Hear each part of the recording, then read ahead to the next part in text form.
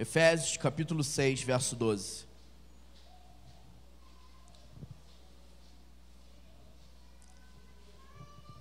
Você que pode, coloque-se de pé, em honra à palavra de Deus nesta noite, amém?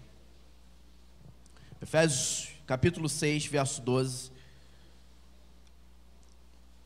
diz assim: porque a nossa luta não é contra o sangue e a carne, e sim contra os principados e potestades, contra os dominadores deste mundo tenebroso, contra as forças espirituais do mal nas regiões celestes.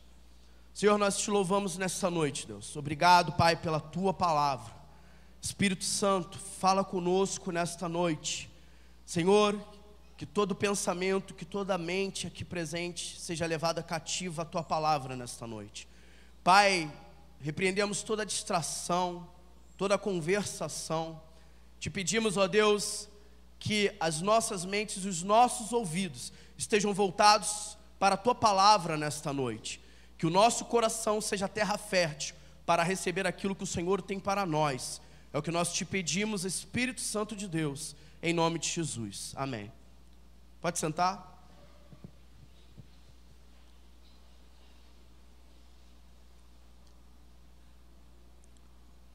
Quando nós lemos, principalmente essa passagem no capítulo 6 de Efésios, nós muitas vezes pensamos em batalha espiritual, em guerra, porque justamente é uma passagem que o apóstolo Paulo fala sobre a armadura de Deus, revestivos da armadura do Senhor, e ali ele fala como que militarmente, como quem entende do que é o militarismo, das armas, das ferramentas necessárias para se lutar uma guerra.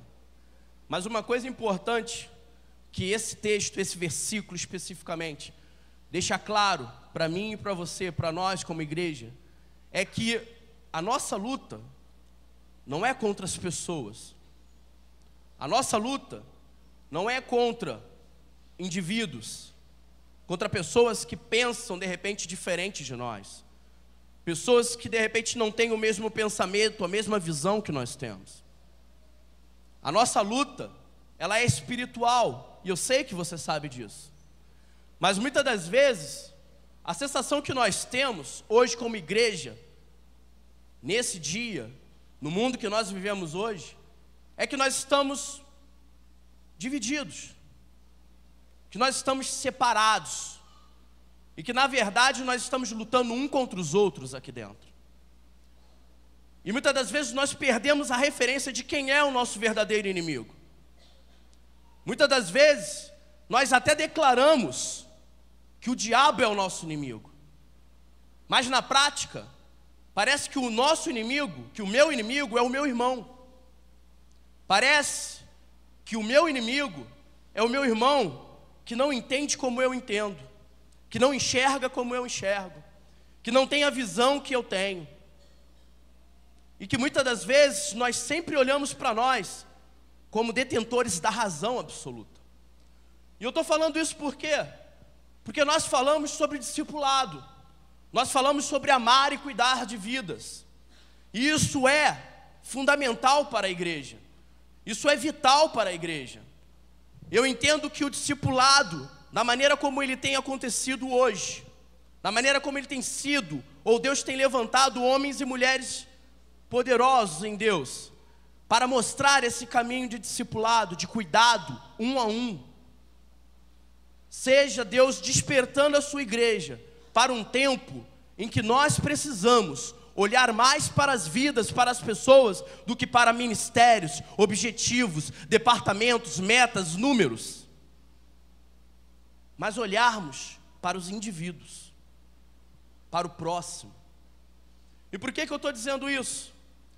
Porque nós muitas das vezes vivemos aqui, levantamos a mão e dizemos: santo, santo, santo é o Senhor. Mas essa mesma boca que exalta, que adora e que louva ao Senhor, amaldiçoa o irmão. Essa mesma boca que abre-se para dizer palavras lindas de amor a Deus, que nós não vemos, abre-se para ofender, agredir, machucar e matar um irmão. E por que eu estou dizendo isso? Porque a igreja desaprendeu o que é misericórdia. O que é ter misericórdia? Nós falamos do avivamento, e nós entendemos hoje, quem estudou aí o livro dos 40 dias, está estudando novamente, sabe que um dos pré-requisitos para que o avivamento aconteça é santidade. Só que eu quero te dizer uma coisa: não há santidade sem misericórdia. A santidade que não exerce misericórdia é fariseirismo. É ser fariseu, é ser hipócrita, é ser mentiroso. Então, se eu e você, como igreja, desejamos ver mudanças no nosso mundo, na nossa denominação, na nossa comunidade, nesse bairro, na cidade, no estado, no país, nós precisamos, assim como está em 2 Crônicas, se o meu povo, que se chama pelo meu nome, o povo de Deus, se humilhar, se arrepender dos seus maus caminhos e orar, eu os ouvirei do céu e sararei a sua terra. Preste atenção em todos os pré-requisitos para que a oração que nós fazemos hoje: Senhor, traz paz ao nosso bairro, está tudo perigoso, Senhor, acaba com a corrupção no nosso país. Para que Deus ouça esse clamor, existem esses requisitos: humilhação, se arrepender, se converter do mal que temos feito e orar. Pré-requisitos. Mas o que eu quero falar nessa noite, diante de tudo isso, desse quadro que eu acabei de pintar para você aqui, que você já conhece, mas às vezes a gente tem que refrescar a memória da igreja. Parece que a gente está sentado no banco aí, parece que está tudo bem, está tudo certo, está tudo maravilhoso. E como nós oramos aqui, antes do culto, às 6h30, as pessoas estão lá fora morrendo e indo para o inferno. Como aconteceu alguns dias atrás aí, o jovem que foi morto ali na Rua do Crispim, se eu não me engano. E aí? Foi mais um. Esse é o olhar que Deus quer que tenhamos. Foi mais um? É um número? Ou nós estamos falando de uma vida? Uma vida que de repente eu ou você teve a oportunidade de falar de Jesus para ele e não falou. Quantas outras pessoas nós temos oportunidade e nós não sabemos se essa pessoa estará viva amanhã, mas nós não falamos de Jesus para ela. Mas presta atenção no que eu quero dizer. Eu quero chamar a tua atenção nessa noite para uma coisa que muitas das vezes nós não temos falado para a igreja mais, sobre misericórdia. A misericórdia, ao contrário do que muitas pessoas pensam, ela não é um favor para quem merece. A misericórdia, ela é uma atitude, um posicionamento de um cristão, de um crente, de um servo, discípulo do Senhor Jesus, para quem não merece. A misericórdia não é para quem merece, quem é digno, ou quem eu julgo que merece que eu seja misericordioso com ela. A misericórdia é justamente para quem não merece. A misericórdia é para aquele que faz mal a nós. A misericórdia é para aquele que nos calunia, que fala mal de nós. A misericórdia, ela não é um pedido de Deus, ela é uma ordem. E ela é uma ordem que nos mostra um condicional muito grande. O próprio Jesus, numa passagem muito conhecida que nós falamos muito, muitas pessoas falam: nossa, que coisa bela, o Sermão da Montanha, que coisa linda. Aquele sermão é maravilhoso, o melhor sermão que nós podemos ler na face da terra. Em um desses trechos, em Mateus capítulo 5, verso 7, o Senhor Jesus, ele disse assim: bem-aventurados os misericordiosos, pois obterão ou alcançarão misericórdia. O que isso quer dizer? Quer dizer que assim como o próprio Jesus No Sermão da Montanha ele diz, olha, com a medida que você medir alguém, você será medido. O que ele está querendo dizer aqui é o seguinte, a maneira, a quantidade ou a proporção que você for misericordioso com alguém, você receberá essa misericórdia. Em outras palavras, se eu sou misericordioso, eu alcançarei misericórdia. Se eu não exercito, se eu não uso de misericórdia com os outros, não há misericórdia para mim. Você consegue entender isso? Neste mesmo sermão, o próprio Jesus, ele chega lá e ele fala da oração do Pai Nosso. E uma das coisas que a gente muitas das vezes ignora é justamente os textos que estão após a oração do Pai Nosso, aonde ele diz que se nós perdoarmos aqueles que nos ofenderam, teremos perdão de Deus. Porém, se nós não perdoarmos aqueles que nos ofendem, nós não teremos perdão. É condicional. Nós cantamos aqui no início um hino, uma canção que diz que Deus é intencional. E eu posso dizer para você que os princípios de Deus são condicionais. Se eu exerço misericórdia, eu alcanço misericórdia. Eu entendo esse silêncio como algo muito bom. Se eu exerço misericórdia, eu alcanço misericórdia. O Senhor Jesus, presta bem atenção numa coisa. Deus trabalha com um princípio de dar. Mas, como Deus, na sua infinita sabedoria e santidade, Ele percebeu que nós não teríamos condição de dar nada a Ele, para que Ele então pudesse nos dar alguma coisa. Ele resolveu dar primeiro. E aí, um texto que nós achamos muito lindo também, né? João 3,16. Porque Deus amou o mundo, o quê? Fala comigo aí, igreja. Porque Deus amou o mundo, que...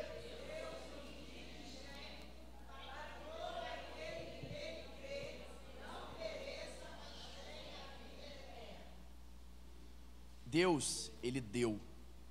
Porque Ele sabia que nós não teríamos condição de dar primeiro. Nós não tínhamos nada para dar para Deus. Então Ele deu. Agora presta atenção numa coisa que é o princípio de dar, que Deus exerce conosco. Ele deu, e tudo que Deus dá para mim e para você, e eu quero emendar isso até no que eu falei aqui sobre recursos, sobre semente, sobre dinheiro. Tudo que Deus dá não é para ficar para você. Você consegue entender o que eu estou dizendo? Tudo que Deus nos dá não é para ficar, para ser retido conosco. Ele deu o seu Filho para que nós levássemos o seu Filho aos outros. Ele deu o seu amor para que nós levássemos amor aos outros. Ele foi misericordioso conosco ao dar o seu Filho para que nós fôssemos misericordiosos com os outros. Ele deu perdão aos nossos pecados, quando nós ainda éramos inimigos de Deus, inimigos dele, para que nós perdoássemos aos outros.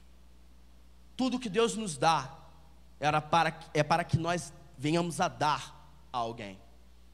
Isso se estende também às suas finanças, querido. Eu não quero falar sobre dinheiro aqui, mas eu quero dizer para você que isso se estende aos seus recursos. Deus não dá para você ficar rico e poderoso. Deus dá para que você possa abençoar, semear, investir em outras vidas que precisam de nós. Agora presta atenção numa coisa. Essa misericórdia, ela é a misericórdia para pecador. Jesus, esses dias eu tive conversando com um rapaz, com um irmão, e ele veio falar sobre as pessoas com que nós andamos, as pessoas que nós escolhemos para andar conosco. E aí eu argumentei com ele e falei, olha, se a gente for avaliar por isso aí, Jesus então escolhia muito mal quem andava com ele. Porque os 12 que ele escolheu, se um deles prestava era muito. Ele escolheu homens maus, porque na verdade nós somos maus. Agora presta atenção num questionamento que os fariseus fizeram a Jesus. Em Mateus capítulo 9, no verso 11, a palavra de Deus diz que os fariseus, vendo Jesus com os seus discípulos, ele pergunta aos discípulos, por que o mestre de vocês come com publicanos e pecadores? E aí Jesus, mostrando justamente para que ele veio a esta terra, porque ele saiu da sua glória e se encarnou, ele responde aquele questionamento que foi feito aos discípulos: não são os sãos que precisam de médico, mas sim os doentes. Mateus 9:12. Jesus ele veio mostrar justamente que ele veio para os pecadores, ele veio para os doentes, ele veio para os oprimidos, para os enfermos, para aqueles que necessitavam dele, e não para aqueles que se julgavam autossuficientes e que não precisavam. Presta bem atenção nisso. Jesus ele exerceu de misericórdia conosco, quando nós ainda éramos inimigos dele. Por quê? Porque nós somos mal por natureza. O ser humano é mal por natureza. É importante que você entenda isso. E nós só conseguimos fazer alguma coisa de bom nesta terra quando Deus está na nossa vida, quando o Espírito Santo de Deus está na nossa vida. O próprio Jesus, no versículo 13 de Mateus 9, ele diz uma coisa que é pertinente para mim e para você: misericórdia quero, não sacrifício, pois não vim chamar justos, e sim pecadores. Misericórdia quero, não sacrifício. O que Jesus estava dizendo para mim, para você e para o pessoal daquela época lá que estava ouvindo ele?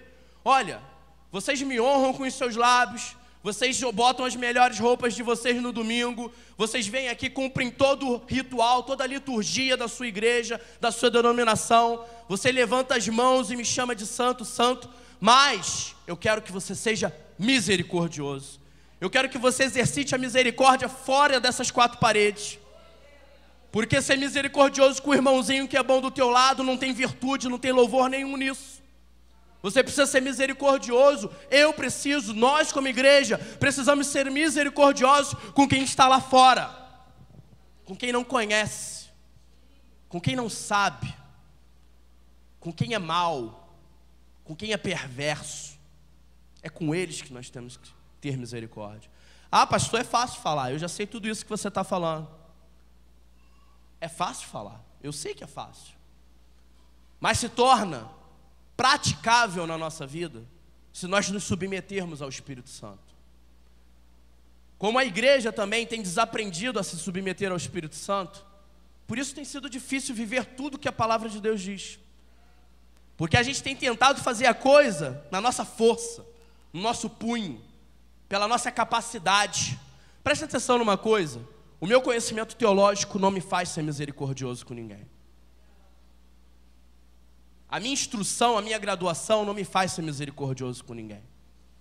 O que me faz ser misericordioso com quem precisa, com quem está lá fora, é eu entender e reconhecer que Ele agiu de misericórdia comigo primeiro, porque eu não merecia, eu não mereço. Todos os dias que eu levanto da minha cama e reconheço que eu estou levantando pela misericórdia, eu devo entender que eu estou recebendo uma misericórdia que eu não mereço. Esse é o princípio para eu conseguir exercer misericórdia com alguém. Agora presta atenção, essa mesma ordem, esta mesma afirmação que o Senhor Jesus faz, misericórdia quero, não sacrifício, Ele está dizendo para mim e para você: ora, eu quero que você seja meu discípulo e exercite misericórdia. Eu não quero que você seja mais um religioso. Eu não quero que você cumpra com os protocolos da sua igreja simplesmente. Eu quero que você exercite misericórdia. Eu quero que você perdoe. Eu quero que você ame. E não simplesmente cumpra com os protocolos da sua igreja. Nós só vamos chegar a algum lugar como igreja, como povo de Deus, vermos os milagres que a igreja primitiva via, se nós exercermos misericórdia, se nós perdoarmos, se nós amarmos. É aí que nós veremos os milagres acontecer. A palavra de Deus diz em Atos capítulo 2, no verso 47, que a igreja tinha tudo em comum, partilhavam e comiam perseverantes, unanimemente, nas casas e no templo, partilhavam o mesmo pão, tinham tudo em comum. E a palavra de Deus diz que por isso, por essa unidade, que só pode existir porque um exerce misericórdia com o outro, fazia com que a igreja daquele tempo caísse na graça do povo.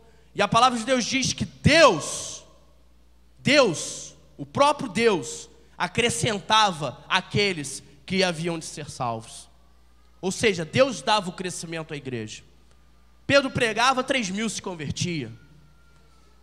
Pedro pregava, 12.000 se convertiam. Por quê? Pedro era muito bom? Não. Porque era uma igreja, eram discípulos que exerciam misericórdia. Misericórdia quero e não sacrifício. É isso que nós precisamos entender. Se nós somos discípulos de Jesus, você é discípulo de Jesus aqui nessa noite? Quantos são discípulos? Levanta a mão aí. Você é discípulo? Se nós somos discípulos, a quem nós imitamos? Jesus. Então, se Jesus disse, olha, misericórdia quero, não sacrifício, pois eu vim chamar, eu vim alcançar os pecadores e não aqueles que são justos, nós precisamos fazer isso também. Ir aos pecadores, falar com os pecadores. Mas pastor, você está dizendo o quê? Mas a palavra de Deus não diz que eu não posso me assentar na roda dos escarnecedores? Filho, isso aí é outra história, isso aí é outra coisa. Mas eu e você precisamos ir nos pecadores. Você entende o que Jesus quis dizer quando ele disse que nós somos a luz do mundo? E que a luz, você não coloca ela embaixo da cama, mas você coloca no alqueire. Para quem não sabe, aquele lugarzinho, a madeirinha que sustentava o telhado, lugarzinho mais alto da casa, para que ele dê luz a todo o ambiente. Ou seja, o que eu e você entendemos com isso? Que nós precisamos estar aonde a luz que brilha em nós vai ser útil. E aonde que a luz ela é útil? Responde para mim. Aonde que a luz é útil? No meio das trevas. O que adianta um monte de lâmpada aqui, um monte de luz acesa aqui, onde está tudo iluminado, onde só tem luz? Eu e você precisamos ir lá fora, onde estão os pecadores em trevas. Amém? Você entende isso? Precisamos exercer misericórdia e aí é onde os pecadores estão. Outra coisa, essa misericórdia, ela fortalece relacionamentos. Ela estrutura relacionamentos. A misericórdia, ela favorece perdão e ela sustenta relacionamento. Presta atenção numa coisa, o próprio Jesus, ele disse em Mateus capítulo 23.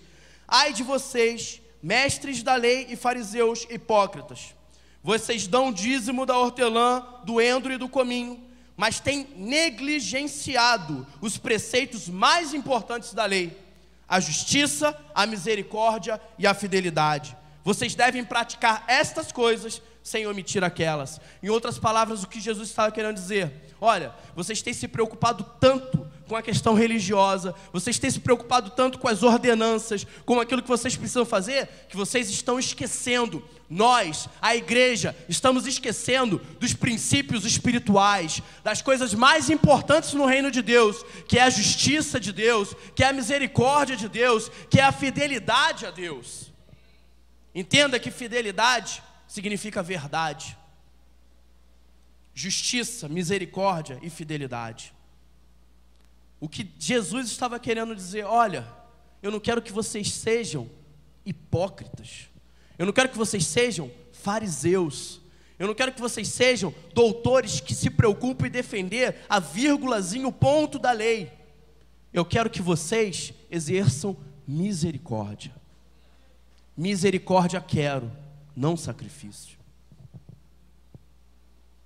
Nós somos muito bons em cumprir protocolos, em fazer sacrifícios. O povo de Israel era muito bom em fazer isso.